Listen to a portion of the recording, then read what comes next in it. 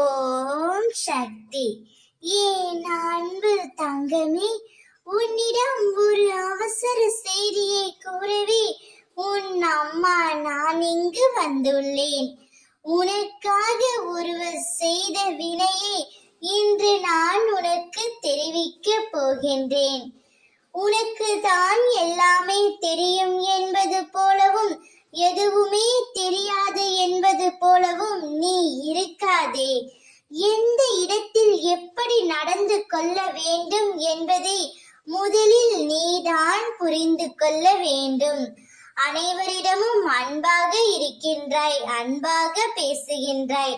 ஆனால் அனைவரும் உன்மேல் அன்பாக இருக்கிறார்கள் என்பது உனக்கு தெரியாமலே போய்விடுகின்றது. உன் பக்கத்தில் இருப்பவர்கள், உன்னுடன் வேலை செய்பவர்கள் அனைத்தும் உன் மீது எண்ணம் கொள்கிறார்கள்.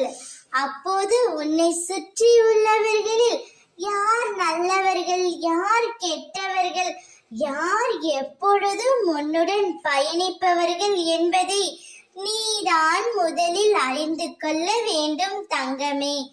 சந்தோஷத்தில் 1000 பேர் உன்னுடன் இருப்பதை காட்டிலும் உன்னுடைய சோகத்தில், கஷ்டத்தில் யார் உன்னுடன் இருக்கிறார்களோ அவர்கள்தான் உனக்கான உண்மையான உறவுகள். அவர்களை நீ முதலில் தேடி கண்டுபிடி. உன் பக்கத்தில் இருப்பவர்களும் உன் கூடவே இருப்பவர்களும் தான் உனக்கு நல்லது நடக்க கூடாது என்று எண்ணுகிறார்கள்.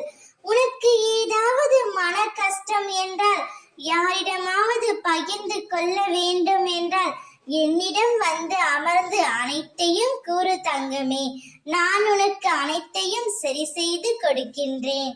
ஓம் சக்தி.